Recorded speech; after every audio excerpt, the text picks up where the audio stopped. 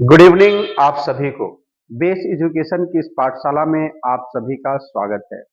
मैं सब दिन की तरह आज भी बेस एजुकेशन के इस पाठशाला में मैं करेंट अफेयर्स की श्रृंखला को लेकर के आया हूं और इस कड़ी में हम देखेंगे 17th बीपीएससी जो अभी 30 सितंबर को बीपीएससी यानी आयोग के द्वारा अभी प्रीलिम्स के एग्जाम की घोषणा कर दी गई है और आपको पता है कि 7 से 10 जनवरी 2025 में क्या होगा, इसका मेंस का भी डेट आ चुका है।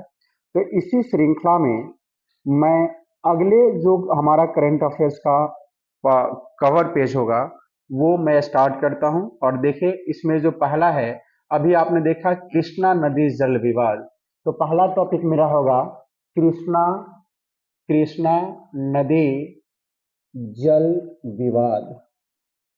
जल विवाद लिखिए, कृष्णा नदी जल विवाद। पहला टॉपिक मेरा क्या होगा, कृष्णा नदी जल विवाद। जैसा कि पता है कृष्णा नदी जल विवाद फिर से सुर्खियों में है।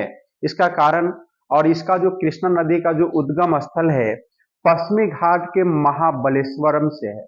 देखिए कृष्णा नदी जल विवाद, कृष्णा नदी जल विवाद, जल विवाद फिर से सुर्खियों में है, फिर से सुर्खियों में है, फिर से सुर्खियों में है।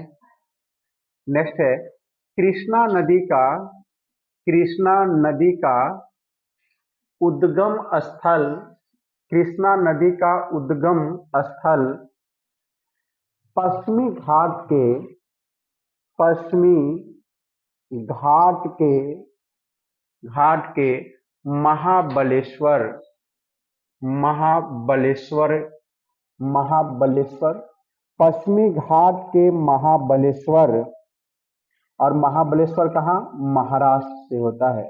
महाबलेश्वर महाराष्ट्र, पश्चिमी घाट के महाबलेश्वर महाराष्ट्र से इसका उद्गम स्थल है, से इसका उद्गम स्थल है। कृष्णा नदी का उद्गम स्थल पूछा जाए तो महाबलेश्वर, और महाबलेश्वर कहाँ, महाराष्ट्र में। और प्रायद्वीपीय नदी की दूसरी सबसे बड़ी लंबी नदी है, लिखेंगे। नेक्स्ट है प्रायद्वीपीय प्रायद्वीपीय भारत की प्रायद्वीपीय भारत की दूसरी सबसे लंबी नदी है। दूसरी सबसे लंबी नदी है कौन, कृष्णा नदी, जिसकी लंबाई अगर आपको देखने को मिले, जिसकी लंबाई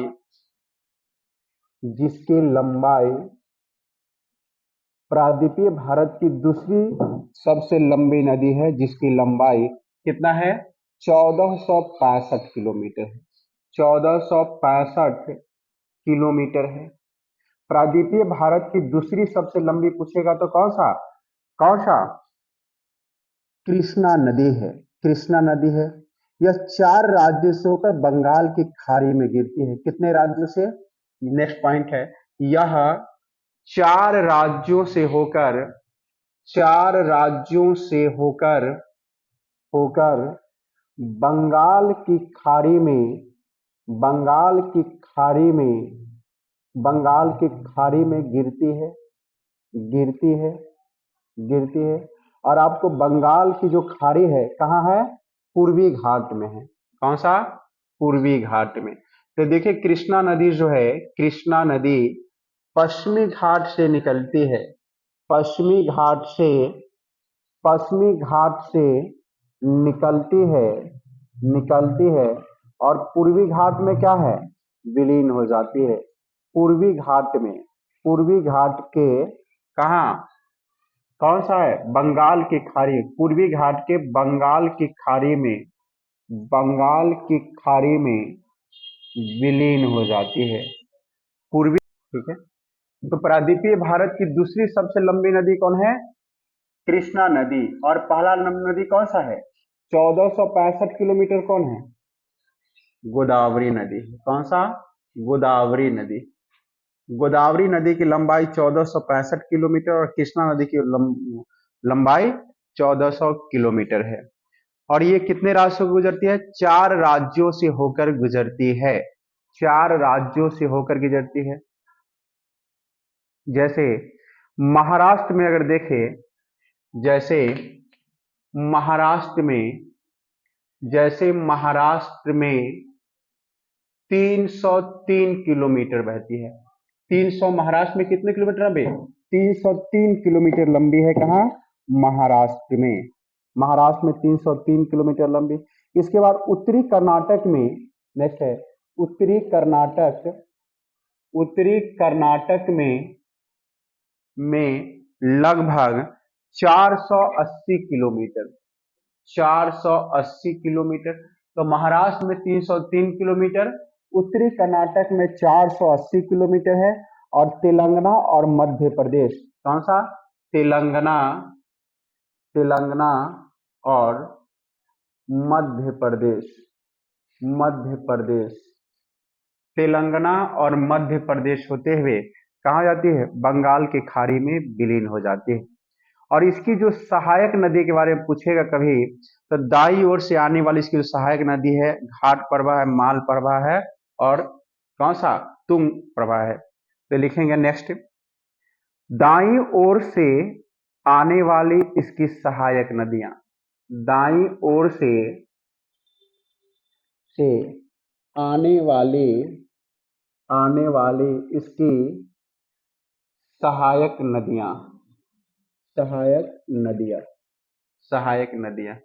सहायक नदियां वह नदियां होता है जो नदी में आकर क्या होता है? कृष्णा नदी में आकर के मिलती है। तो कौन सा? दाएं तरफ से आने वाली। तो दाईं ओर से आने वाली, कौन सा? दाईं ओर से आने वाली इसकी सहायक नदियां। तो सहायक नदियां में घाट प्रवाह है। कौन सा? पहला घाट प्रवाह। इसके बाद दूसरे नंबर देखें तो माल प्रवाह है। माल प्रवाह, घाट प्रवाह, माल प्रवाह। इसके बाद अगर देखें तुंगभद्रा है। कौन सा? तुंगभद्रा। ये दाई ओर से आने वाली इसकी सहायक नदी है। लिखेंगे बाईं ओर से आने वाली। नेक्स्ट, बाईं ओर से आने वाली सहायक नदियां। बाईं ओर से आने वाली सहायक नदियां, जैसे कोयना, भीमा है। दूसरा जो होगा भीमा। इसके बाद लिखेंगे भीमा, मूसी और मुनेरू। मूसी और तीसरा क्या होगा? मुनेरू। तो भीमा, मूसी और मुनेरू जो है इसके बाईं ओर से आने वाली है। घाट प्रवाह, माल प्रवाह और तुंगभद्रा क्या है? इसके दाईं ओर से आने वाली नदियां हैं। इसके बाद यहाँ पर देखिए जल विद्युत परियोजना भी है। जल विद्युत परियोजना आपसे पूछ सकता है। जल विद्युत परियोजना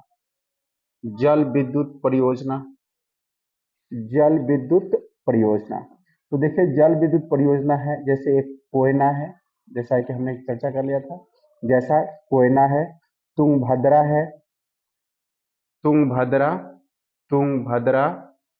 श्रीशैलम है, श्रीशैलम। कोयना, तुंगभद्रा, श्रीशैलम, नागार्जुन सागर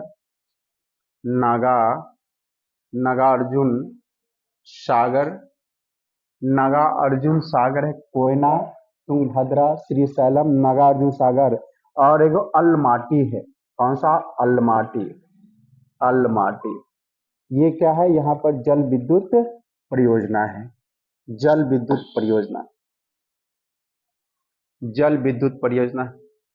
अब एक चर्चा में है कि विश्व सुनामी दिवस, ठीक है, आपने नोट डाउन कर लिया है। अब हम करेंगे विश्व सुनामी दिवस।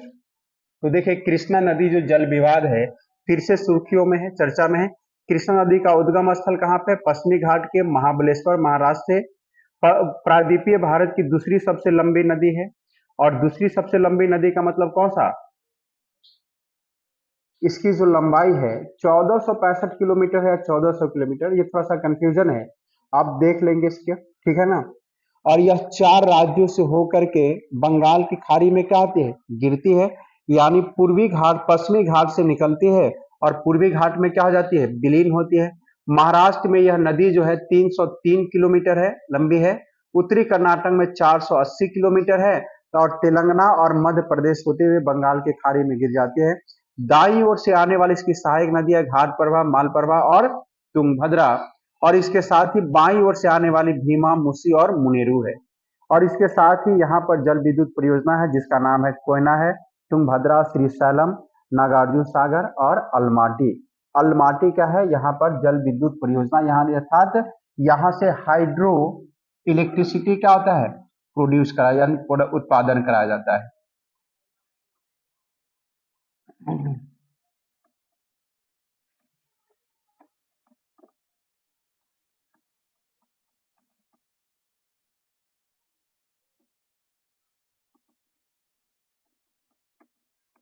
तो एक हमने देख लिया कृष्णा नदी जो भी सुर्खियों में है।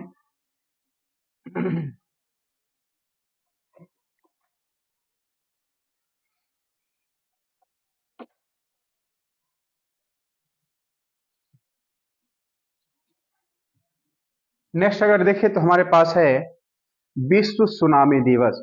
और विश्व सुनामी जागरूकता दिवस माना जाता है कितने नवंबर को, 5 नवंबर को। लिखेंगे विश्व सुनामी, विश्व सुनामी, विश्व सुनामी, विश्व सुनामी जागरूकता, जागरूकता दिवस, दिवस। और विश्व सुनामी जागरूकता दिवस जो है ये 5 नवंबर को, 5 नवंबर को क्या कहता है, मनाया जाता है। विश्व सुनामी जागरूकता दिवस 5 नवंबर को मनाया जाता है। अगर आपसे पूछा कि 5 नवंबर की तिथि किसने प्रस्तावित किया था, तो जापान के द्वारा। लिखे 5 नवंबर की तिथि, डेट, तिथि जापान के द्वारा, जापान के द्वारा प्रस्तावित, प्रस्तावित किया गया, किया गया था। 5 नवंबर की तिथि जापान के द्वारा प्रस्तावित किया गया। संयुक्त राष्ट्र महासभा द्वारा घोषित, नेक्स्ट है, और इसकी घोषणा किसने किया था, संयुक्त राष्ट्र महासभा, संयुक्त राष्ट्र महासभा, महासभा द्वारा घोषित, संयुक्त राष्ट्र महासभा द्वारा घोषित पहला, पहला, पहला विश्व सुनामी, विश्व सुनामी, संयुक्त राष्ट्र महासभा द्वारा घोषित विश्व सुनामी पहला, द्वारा पहला विश्व सुनामी दिवस, पहला विश्व सुनामी दिवस 5 नवंबर 2016 को, 5 नवंबर 2016 को मनाया गया, मनाया गया था। और देखें सुनामी शब्द जो है तो लिखे सुनामी, सुनामी शब्द लिखेंगे, सुनामी शब्द, सुनामी शब्द जापान के, जापान, सुनामी शब्द कहाँ का है, सुनामी शब्द जापान का है, जापान का है। सुनामी शब्द क्या है, जापान का है। और इसमें 2 शब्द है, टीसू और नामी।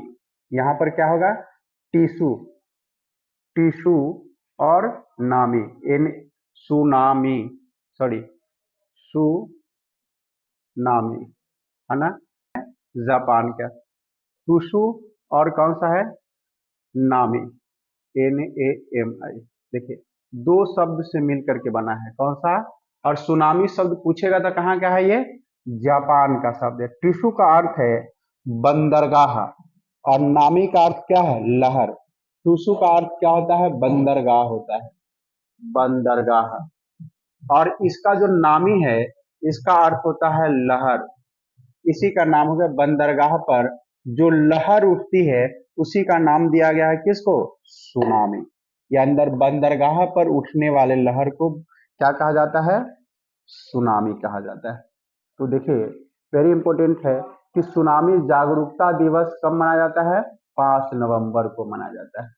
5 नवंबर की तिथि किसने प्रस्तावित किया था? जापान के द्वारा।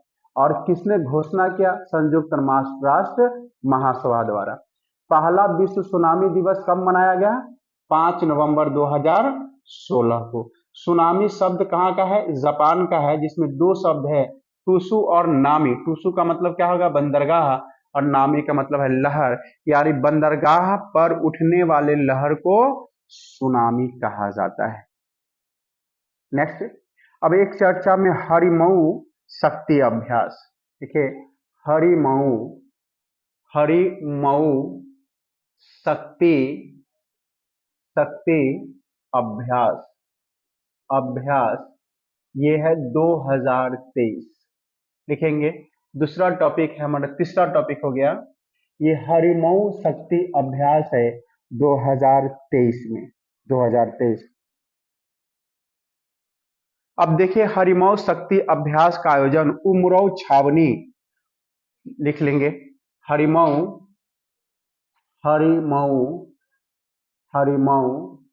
शक्ति अभ्यास का आयोजन हरिमऊ शक्ति अभ्यास का आयोजन उमराव छावनी।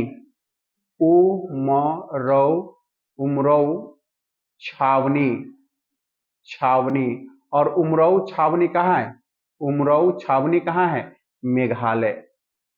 उमराव छावनी मेघालय में किया गया है।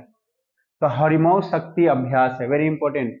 हरिमऊ शक्ति अभ्यास का आयोजन उमराव छावनी कहाँ है? जगह मेघालय में किया गया है। यह भारतीय मलेशियाई आर्मी के बीच द्विपक्षीय प्रशिक्षण है।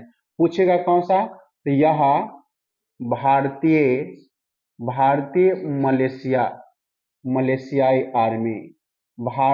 मलेशियाई आर्मी के बीच द्विपक्षीय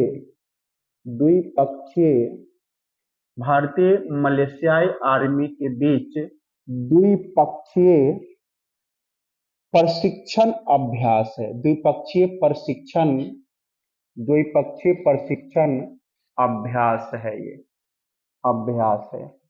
अगर पूछेगा किसके किसके बीच है, तो एक भारतीय सेना और एक मलेशियाई सेनाओं के बीच कौन सा अभ्यास है? ये प्रशिक्षण है।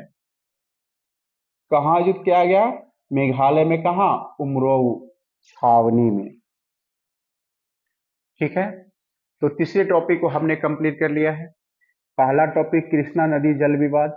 दूसरा टॉपिक का नाम क्या होगा? विश्व सुनामी जागरूकता दिवस। और विश्व जागरूकता दिवस की चर्चा हमने कब कर लिया है? 5 नवंबर को प्रत्येक वर्ष मनाया जाता है, और पहली बार 5 नवंबर 2016 को मनाया गया था। और जो जब ये सुनामी है, सुनामी शब्द दो शब्दों से मिलकर बना है, एक टूसू और एक नामी। टूसू का मतलब क्या होता है? बंदरगाह होता है, और नामी का मतलब क्या होगा? लहर होगा, यानी बंदरगाहों पर उठने वाले लहर को सुनामी कहा जाता है। इसके बाद हमने देखा हरिमऊ शक्ति अभ्यास 2023। हरिमऊ शक्ति अभ्यास का आयोजन मतलब भारतीय सेना और मलेशियाई सेनाओं के बीच किया गया। कहाँ किया गया? तो ये किया गया उमराव छावनी, और छावनी कहाँ है? मेघालय में। और यह भारतीय मलेशिया आर्मी के बीच का होगा प्रशिक्षण अभ्यास था। अब एक चर्चा में है कि बिरसा मुंडा जयंती जो है, ये बड़े अच्छे पैमाने पर मनाया गया था। तो लिखेंगे बिरसा मुंडा जयंती। बिरसा मुंडा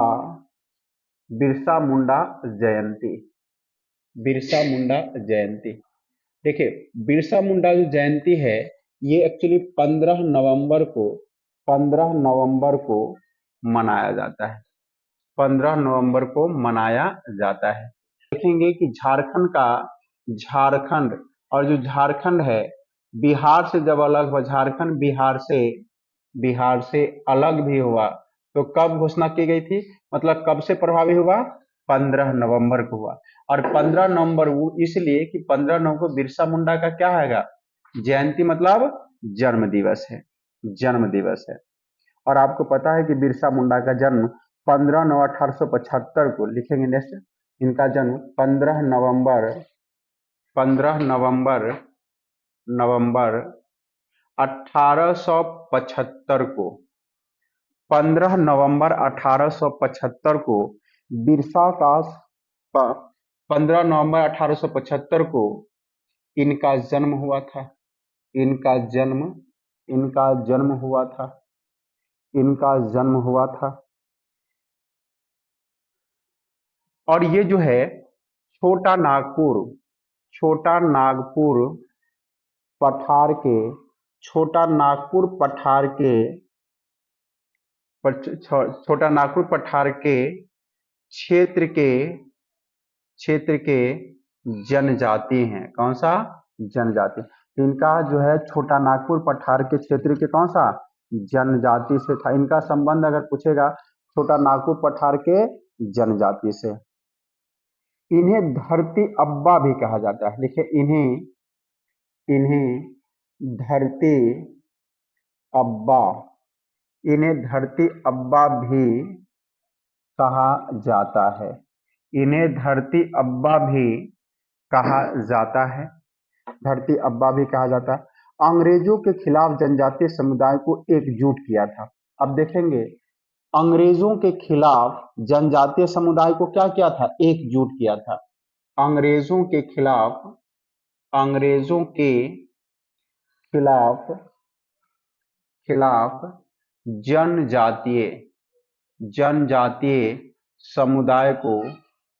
जनजातीय समुदाय को एक किया था। क्या किया था? एकजुट होने का क्या श्रेय दिया जाता है। और बिरसा मुंडा ने शराब पीना और जादू टोना, और इसके बाद क्या था? बिरसा मुंडा ने शराब पीना और इसके बाद जादू टोना, अंधविश्वास को त्यागने का क्या किया था? मतलब जनजातियों से आग्रह किया था। नेक्स्ट देख लेंगे। बिरसा मुंडा ने शराब पीना बिरसा मुंडा ने शराब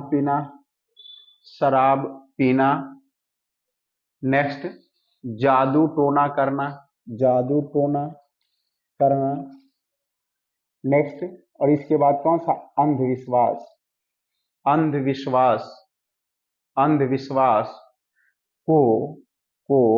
अंधविश्वास को त्याग करने का आग्रह किया था।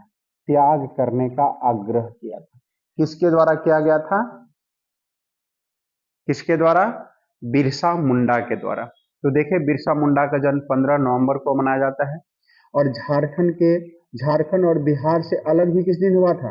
15 नवंबर को। 15 नवंबर 1875 को इनका जन्म हुआ था। छोटा नागपुर पठार के जनजाति हैं ये। इन्हें धरती अब्बा भी कहा जाता है और ये अंग्रेजों के खिलाफ जनजातियों को एकजुट होने का क्या दिया था? आग्रह किया था। और इसके साथ ही बिरसा मुंडा शराब पीना छोड़ दिया था, छोड़ने के लिए आग्रह किया। जादू टोना न करने या उस पर विश्वास न करने का आग्रह किया था और अंधविश्वास से दूर रहने यानी अंधविश्वास को त्यागने का भी क्या किया था? आग्रह किया था। कौन? बिरसा मुंडा के द्वारा। और विशेष इसकी हिस्ट्री में चर्चा किया जाएगा। ठीक है, हिस्ट्री में।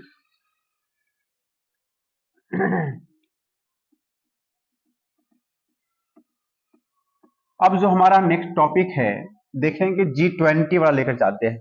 कौन सा? G20 group 20।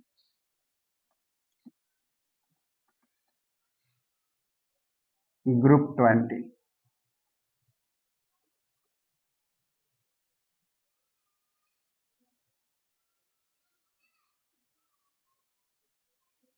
ग्रुप 20 हटाओ इसको।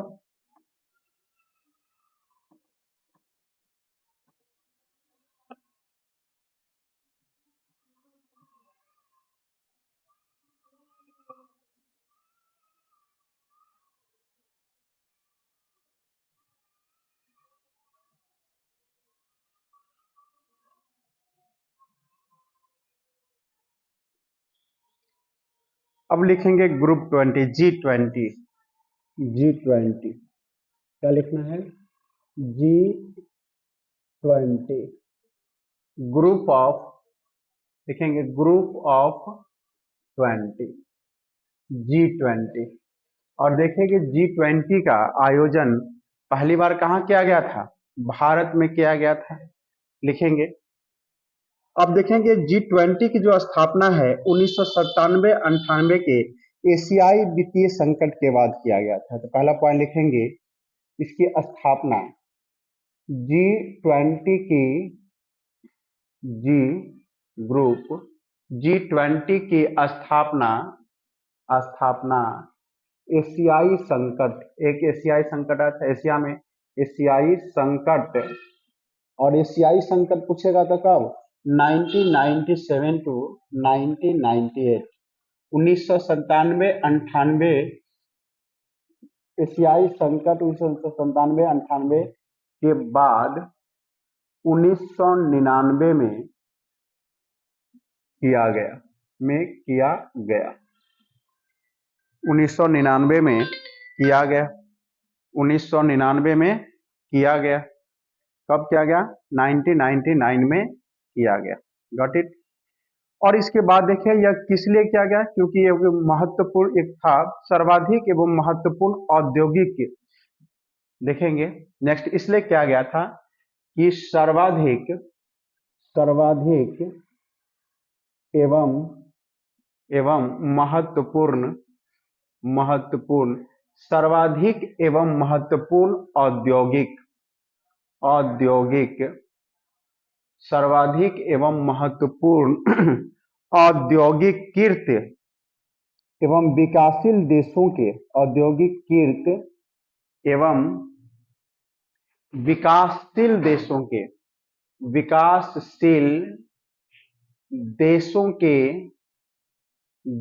के अर्थव्यवस्था, विकासशील देशों के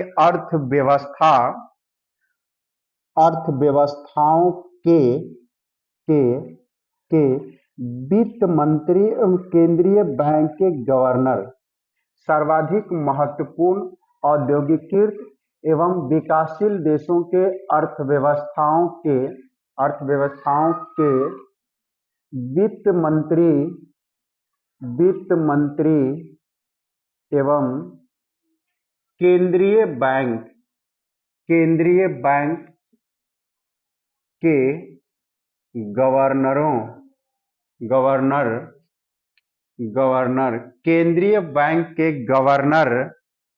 केंद्रीय बैंक के गवर्नर के रूप में एक बैठक आयोजित किया गया। केंद्रीय बैंकों के गवर्नर क्या गया? एक बैठक आयोजित किया गया। तो देखेंगे ये कौन थे? यानी एक तो विकासशील देशों के अर्थव्यवस्थाओं के, और इसके जो औद्योगिकीकृत होगा तो उसके कौन सा? वित्त मंत्री। कौन सा? वित्त मंत्री। और वित्त मंत्री के साथ देखेंगे तो गवर्नर। कौन सा? गवर्नर। और गवर्नर कौन सा? जैसे आपके भारत के है RBI है, उसी प्रकार प्रत्येक देश के एक केंद्रीयकृत बैंक होता है, केंद्रीय बैंक होता है। जैसे हमारा केंद्रीय बैंक कौन सा होगा? केंद्रीय बैंक के गवर्नर दोनों मिल करके ये इनकी एक बैठक आयोजित होता था। कौन सा? बैठक आयोजित था। और इसको अनौपचारिक बैठक के रूप में, यानी इनफॉर्मल बैठक के रूप में पहली बार। तो औपचारिक, अनौपचारिक बैठक यानी इनफॉर्मल अनौपचारिक बैठक, अर्थात कौन सा? इनफॉर्मल बैठक के रूप में हुई, इनफॉर्मल बैठक के रूप में हुई।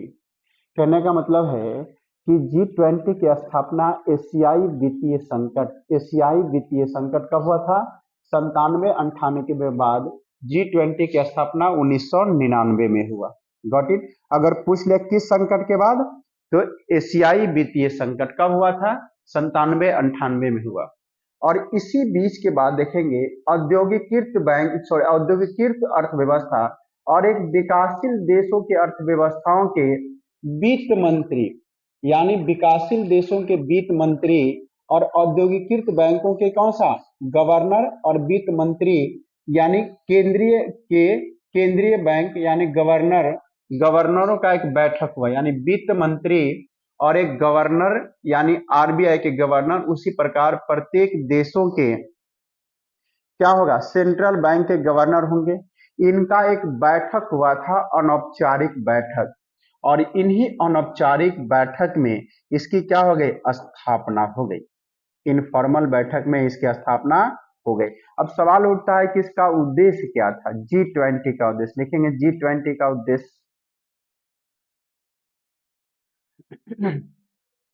G20 का उद्देश्य यानी ग्रुप ऑफ 20 का क्या होगा, उद्देश्य क्या है, G20 का उद्देश्य क्या होगा। तो पहला पॉइंट लिखना है, वैश्विक एवं आर्थिक एवं वित्तीय मुद्दों पर विचार करने के, वैश्विक ग्लोबलाइजेशन, वैश्विक एवं आर्थिक एवं वित्तीय, वैश्विक एवं आर्थिक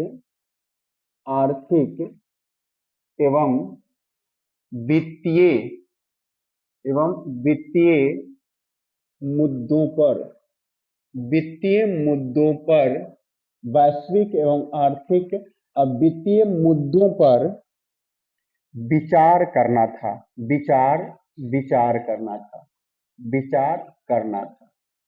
करना मतलब पहला जो इसका अगर देखें उद्देश्यों में, तो पहला के वैश्विक ग्लोबलाइजेशन एवं आर्थिक स्थिति क्या होगी और वित्तीय मुद्दों पर विचार करने के लिए क्या लाया गया था, एक बैठक बुलाई गई थी, और ये मुद्दा होगा। 2007 में अगर देखें तो विश्व वैश्विक आर्थिक मंदी के कारण G20 के राष्ट्र अध्यक्षों के शासनाध्यक्ष के रूप में ये शामिल होना शुरू कर दिया। कब हुआ, 2007 में वैश्विक मंदी आ गया था, अमेरिकी संकट क्राइसिस। वैश्विक मंदी के बाद यानी इस ग्रुप के जितने भी देश होंगे उसके राष्ट्राध्यक्ष उनको कहेंगे, या शासनाध्यक्ष उसको कहेंगे, जैसे राष्ट्रपति हो सकता है, या फिर उस देश का कौन सा होगा, प्रधानमंत्री। तो 2007 में वैश्विक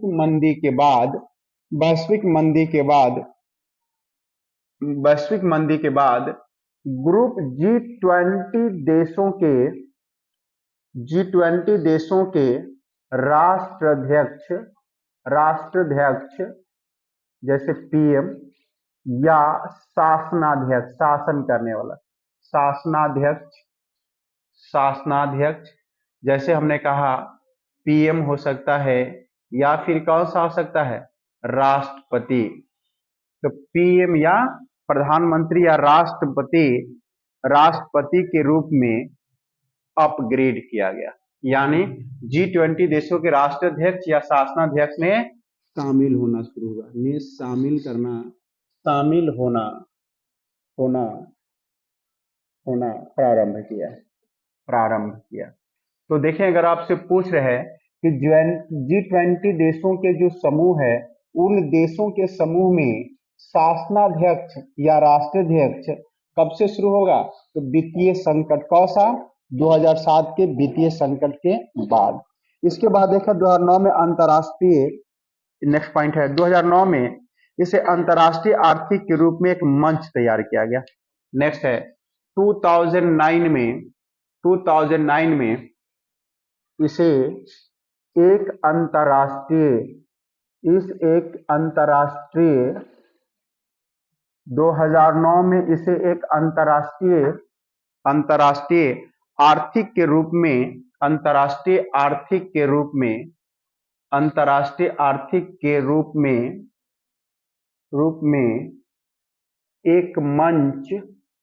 एक मंच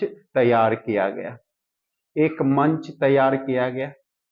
कब किया गया, 2009 में एक अंतरराष्ट्रीय आर्थिक के रूप में क्या किया गया, मंच तैयार किया गया, गॉट इट। इसमें सदस्य अगर पूछेगा तो सदस्य देश लिखेंगे, सदस्य देश तो सदस्य देश कितना है अभी? 19 है। सदस्य देशों की संख्या कितना है? 19 है, तथा एक यूरोपीय संघ भी शामिल है। 19 देश और एक यूरोपीय संघ, यूरोपीय संघ, यूरोपीय संघ शामिल है। एक यूरोपीय संघ है, यानी यूरोपीय संघ डायरेक्ट लिखेंगे। देशों की संख्या कितना है वर्तमान में? 19 है, और एक संघ मिलाकर कितना हो गया? Group of 20। और भारत भी इसका सदस्य है कि नहीं? भारत भी लिखेंगे, भारत भी इसका सदस्य है।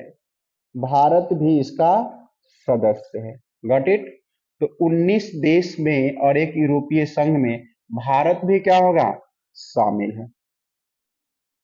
अब देखेंगे, इस बार देखिए 69 में एक क्वेश्चन आया था, लिख लिया आप लोगों ने? तो देखिए हमने कहा कि G20, अभी हमने बात किया कि G20 एक बार और समझ लेते हैं। देखिए G20 जो है, G20 की स्थापना एशियाई वित्तीय संकट 1997-98 के बाद किया गया। और कब किया गया? 1999 में। और एक लाइन में पूछा जाए किस संकट के बाद किया गया? 97-98 के एशियाई संकट। और कब किया गया? 1999 में। और ये सर्वाधिक क्या होगा?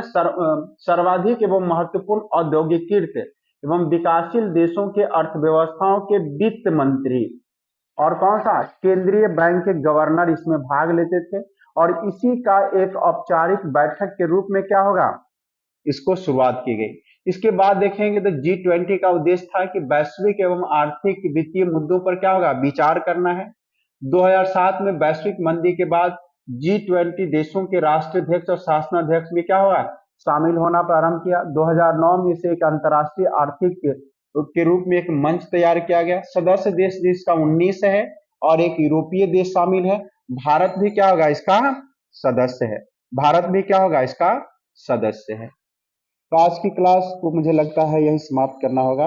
और इसका ग्रुप ऑफ 20 G20 पर हम अभी कोई चर्चा नहीं कर पाए विशेष, अभी इसी पे स्थापना किया है। अगली कड़ी में, अगली वीडियो में हम इस पर क्या करेंगे? चर्चा करेंगे। तो ठीक है।